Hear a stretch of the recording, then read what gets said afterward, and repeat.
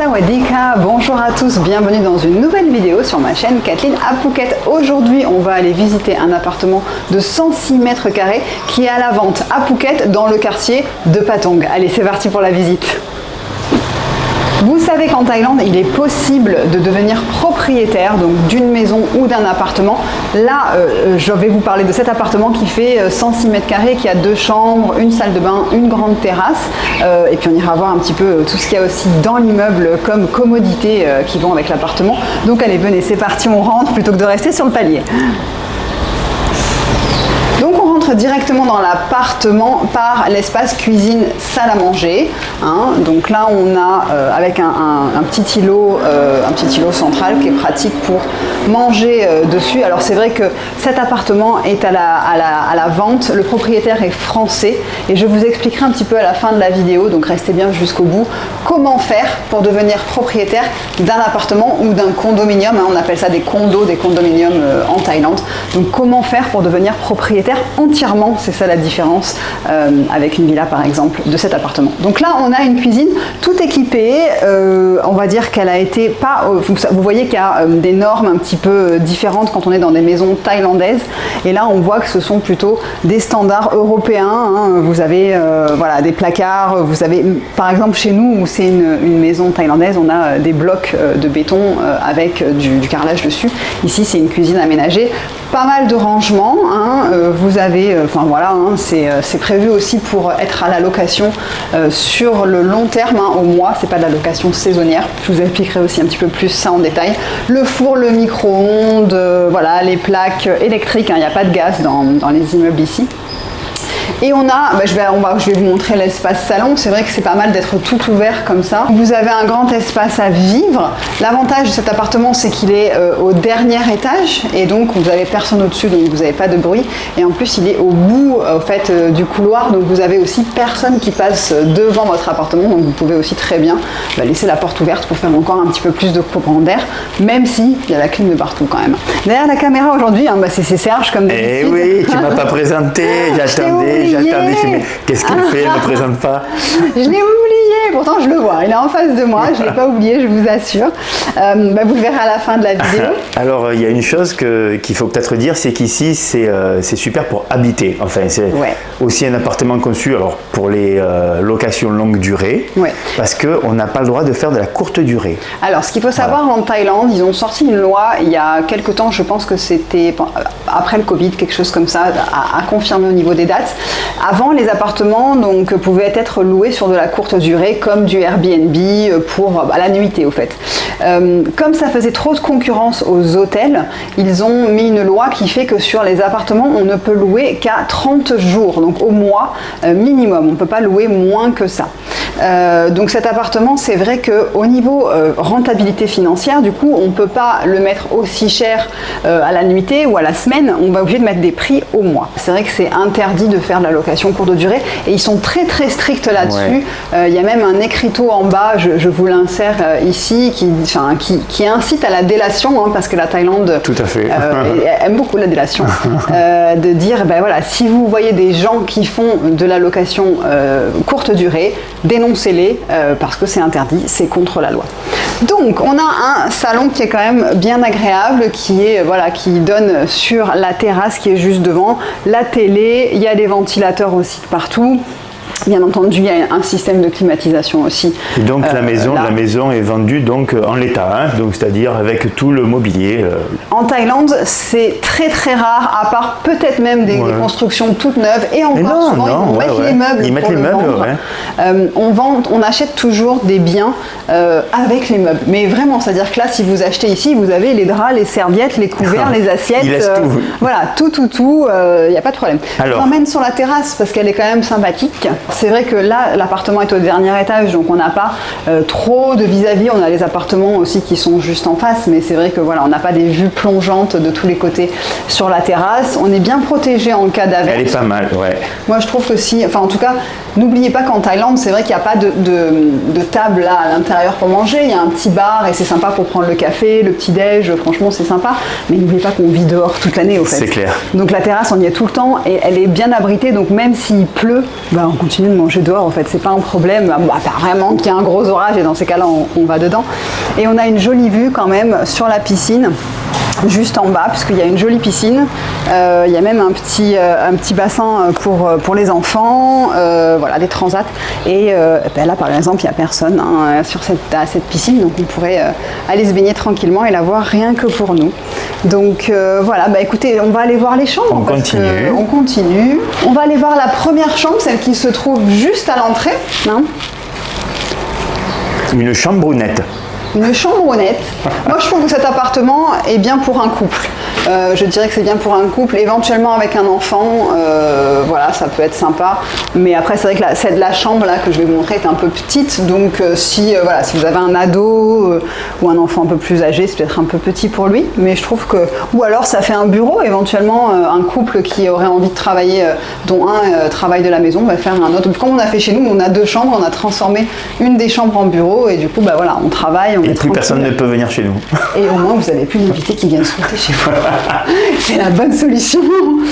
Donc là, vous avez une chambre. Il n'y a pas. Alors, le seul petit bémol de cette chambre, je dirais, c'est qu'il n'y a pas d'ouverture sur l'extérieur. Il y a des pavés de verre, mais on ne peut pas les ouvrir. Donc, c'est vrai que alors, il a quand même mis des petits stores pour cacher le jour si les gens sont dérangés par ça. Il y a une climatisation aussi.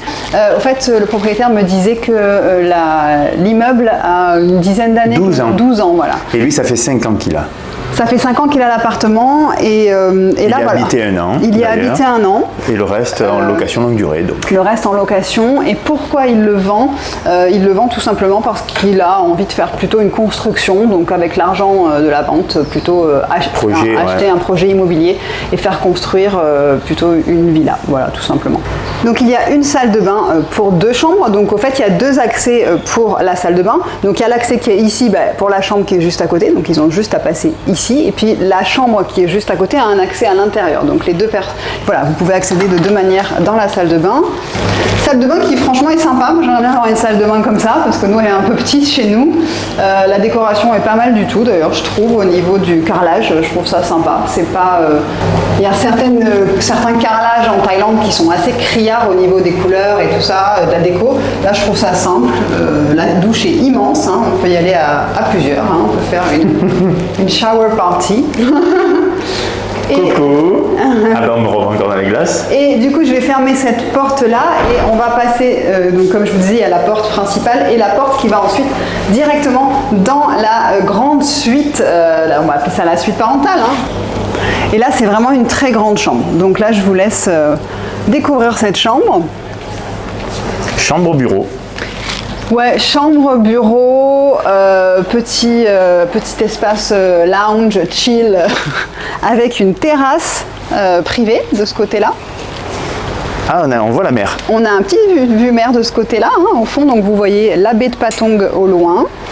On a donc là en bas encore une fois la piscine et donc il y a petite terrasse privée côté chambre, des grands rangements aussi, des placards, le climatiseur et un accès aussi direct sur la terrasse principale. Voilà, et là on retourne au fait en passant par là directement sur l'espace terrasse et on a fait le tour de l'appartement. 106 mètres carrés. 106 mètres carrés. Il y a un petit truc aussi qui est pas mal, il me disait qu'il n'y a pas beaucoup d'appartements qui l'ont. C'est qu'un genre de, alors nous chez nous on dit un cafouche, si vous savez ce que c'est un cafouche. Ouais, c'est un petit cellier KGB, voilà, en face, juste vraiment en face de l'entrée, il y a quand même un espace qui est assez grand, qui pourrait s'apparenter à une cave, pour faire du rangement en plus si on a des choses à mettre et à l'abri protégé. Donc ça c'est aussi encore pas mal pour un peu stocker des choses parce que c'est vrai que selon combien de personnes vivent ici, on a toujours besoin, on n'a jamais assez de rangement de toute façon dans les appartements. Donc là c'est vrai que on vous a montré l'appartement en gros, je pense qu'on va s'installer encore on va s'installer dedans ou dehors? On va s'installer dehors, on est bien, et on va vous expliquer un petit peu comment faire si vous avez envie d'acheter, de devenir propriétaire d'un appartement en Thaïlande. Donc comme je vous le disais au début de la vidéo, il est possible de devenir propriétaire en tant qu'étranger d'un condominium, donc d'un appartement. comment faire pour ça? Donc, au fait, quand des condominiums sont construits en Thaïlande, au fait, 51% des appartements sont réservés à des personnes thaïlandaises et 49% des appartements sont réservés à des personnes qui peuvent être d'origine étrangère. La seule condition pour que ces étrangers puissent détenir un appartement, c'est que les fonds pour acheter l'appartement doivent provenir de l'étranger. Voilà. Donc on ne peut pas, si vous avez des sous en Thaïlande et que vous voulez investir en tant qu'étranger dans cet appartement, vous ne pouvez pas le faire, au fait. Donc c'est protégé à ce niveau-là, au niveau de la Thaïlande. Pour eux, c'est un investisseur étranger qui va acheter un condominium. L'autre chose que je vous ai expliqué, c'est qu'en effet, si vous détenez après un appartement, vous ne pourrez pas le louer sur du court terme.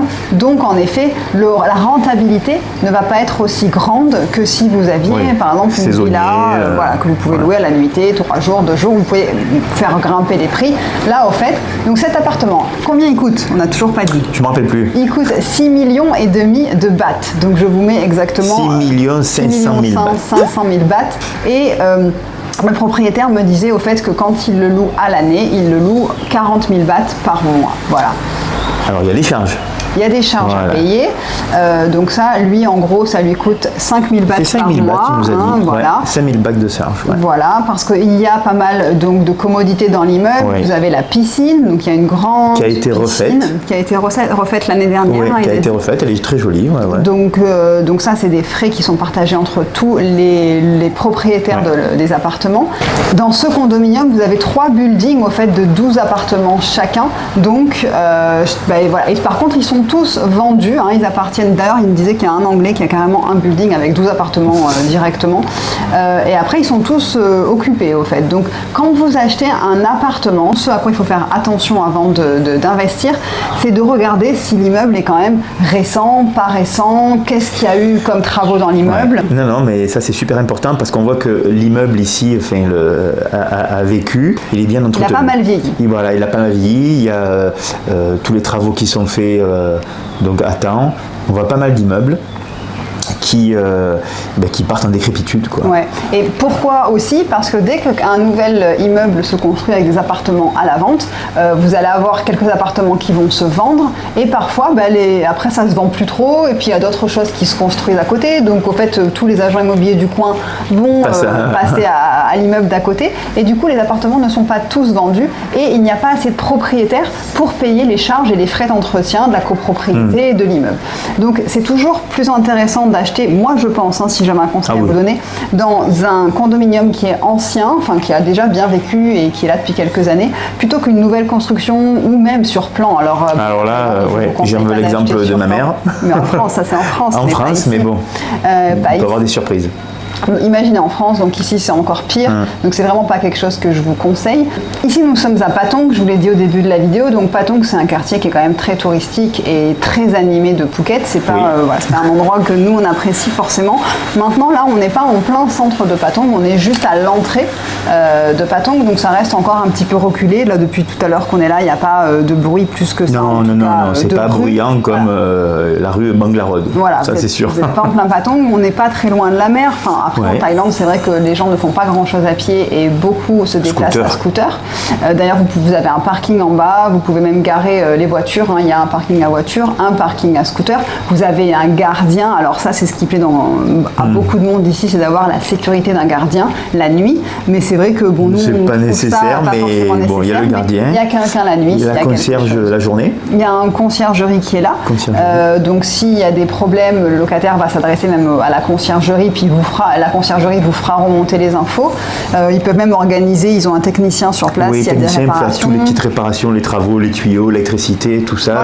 Voilà. Alors après, c'est à vous de payer, au propriétaire ou à vous de payer, mais en tout cas, il y a un technicien sur place. Même le ménage, si vous avez envie de l'organiser, ils ont un service de ménage. Ça, c'est pas mal. Voilà. La seule petit bémol, et c'est ce que, en tant qu'amoureuse des animaux, il m'expliquait au fait que si la copropriété a décidé qu'il n'y avait pas d'animaux autorisés dans la copropriété, même si vous êtes propriétaire de votre appartement, vous ne pouvez pas avoir un animal dans votre appartement. Voilà. Il a d'ailleurs eu la mauvaise expérience d'avoir un locataire qui avait pris un chien et qui au final a dû partir. Il a eu même une amende à payer, le propriétaire, parce qu'un de ses locataires avait un animal de compagnie. Donc voilà. Bon, mais si j'ai un chat.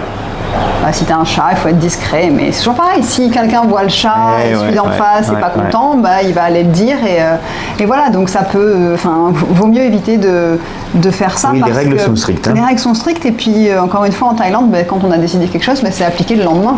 Oui, en fait, il n'y a pas de on va faire une procédure, ça va durer longtemps. Je peux vous assurer que si vous ne payez pas votre loyer, ici, à la fin du mois, vous êtes dehors. Avant la fin du mois même. Donc voilà, il y a pas mal de petites choses à savoir, mais c'est vrai que je trouve que, alors pour une famille, c'est peut-être un peu petit, par contre pour un couple, quelqu'un qui vient travailler ici, je trouve ça intéressant. Ça c'est super, parce qu'en plus on est à côté, donc on est à Patong, et donc c'est animé, si on veut un peu d'animation, alors là il n'y a qu'à prendre le scooter, 1 minute 30 de scooter, même pas 1 minute, et on est dans l'ambiance, on va dire. Et dans ces appartements comme ça, donc comme je vous disais, il y a la piscine, et il y a toujours des commodités alors toujours aller regarder ce qu'il y a, et ici il y a une salle de sport. Alors, on va le voir. C'est pas ta salle. Non, c'est pas ma salle, mais une toute petite salle, mais il y a des poids, il y a ce qu'il faut pour pouvoir un peu soulever, pour rester en forme. Mais vous avez toujours des salles de sport à proximité, mais il y a les piscines, il y a un personnel sur place pour vous aider pour la sécurité, il y a un stationnement aussi sur place. Le stationnement n'est pas... c'est pas nominatif. Voilà. Donc, il nous disait que, après c'est pas la France où il y a 2 voitures par foyer, ici c'est des gens qui sont souvent en scooter, c'est rare d'avoir des voitures, donc il y a moins de place de parking voiture que d'appartement. Donc il me disait des fois quand c'est la haute saison, ça peut être un petit peu compliqué, mais il y a du stationnement à l'extérieur sans problème.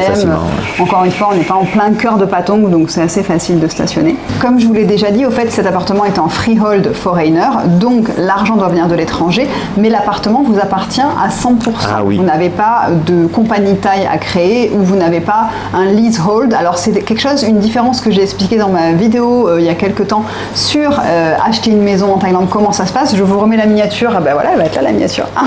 Ok. Donc vous pourrez en savoir plus sur la différence justement entre avoir une maison en Thaïlande et un terrain, une maison et un appartement. Là c'est 100% à vous et si vous êtes, alors il faut venir sur place bien évidemment, même la transaction peut se faire avec l'argent qui vient de l'étranger, mais il faut être sur place puisque vous allez avoir à donner vos papiers, votre passeport, etc. Voilà. Mais si vous êtes sur place, il me disait qu'avec un avocat, toujours un avocat, vous êtes obligé de prendre un avocat, ne serait-ce que pour vérifier la légalité de tous les papiers, qu'il n'y a pas de crédit, qu'il n'y a pas, plein de choses. Il y a toujours besoin d'avoir un avocat en qui vous avez confiance pour vérifier tout ça. Et une fois que vous avez votre avocat, la transaction peut se faire vraiment, il me disait, en 48 heures. Oui, alors on va dire une semaine. Voilà, on va dire une semaine, vous pouvez être propriétaire d'un appartement en Thaïlande en freehold foreigner. Donc vraiment, c'est quelque chose qui peut se faire très rapidement, contrairement à une villa, à un terrain où là, il y a plus de temps, il y a plus de papiers à faire, plus de choses. Donc c'est quand même un avantage intéressant. Il y a 2 options, donc c'est soit pour y vivre vous-même, parce que ça par contre vous êtes propriétaire, vous avez on fait ce qu'on veut. Voilà, soit pour y vivre et puis revendre quand vous en avez marre, comme par exemple, ou pour avoir un autre projet en tête, comme ce que fait le propriétaire actuel, qui est français d'ailleurs. Je vous mets tous ses coordonnées dans la barre d'information, vous pouvez le contacter directement, il se fera un plaisir de vous répondre. Et vous avez aussi donc soit pour l'acheter et le mettre en investissement locatif. Voilà, de longue durée. À vous de voir si c'est un investissement qui pour vous est rentable ou pas dans vos projets. Peut-être même se dire, nous on y habitera dans 10 ans, en attendant il est en location. Tout à fait, il est en location, dans 10 ans, on viendra à la retraite. Voilà, j'aurai mon petit appartement qui m'attend. Donc ça vraiment je trouve que c'est intéressant et j'avais envie de vous montrer donc dans ma vidéo précédente et dans celle-ci les 2 options pour être propriétaire en Thaïlande, car oui c'est possible, contrairement à ce qu'on entend, vous pouvez tout à fait devenir propriétaire avec plusieurs options possibles, mais c'est faisable. Je pense qu'on a dit tout ce qu'il y avait à savoir, non ? Oui, tout à fait, on a tout dit. J'ai beaucoup parlé. On a tout dit, voilà. Ce coup-ci, j'ai moins parlé. Mais oui, en effet, je pense que c'est une belle opportunité d'avoir un appartement sur Patong, une ville de Phuket qui bouge pas mal. Oui, et puis c'est un quartier qui, du coup, toute l'année, il y a toujours des gens intéressés pour être à Patong, au fait. Oui, tout à fait. Ça c'est sûr. C'est pas un quartier où c'est très calme, même en basse saison. Là, on est en basse saison, il y a du monde tout le temps. Donc c'est quand même animé sans problème. Donc voilà. voilà, écoutez, on va vous laisser ici. Si vous êtes intéressé pour en savoir plus sur ce condominium, contactez le propriétaire en direct. N'hésitez pas, vous avez tout dans la barre d'informations. Vous pouvez aussi vous abonner. Je remets. Ah non, il faut s'abonner. Il faut s'abonner. Vous pouvez, il faut s'abonner. Abonnez-vous sur notre partenaire. Donc on s'abonne, on partage, on like cette vidéo. Et puis voilà, en tout cas, merci d'avoir regardé cette vidéo jusqu'au bout. On vous souhaite une très très belle semaine et on vous retrouve, ou je vous retrouve, je ne sais pas. On ne sait pas. Samedi prochain, 11h pour une nouvelle vidéo. À la prochaine, bye bye.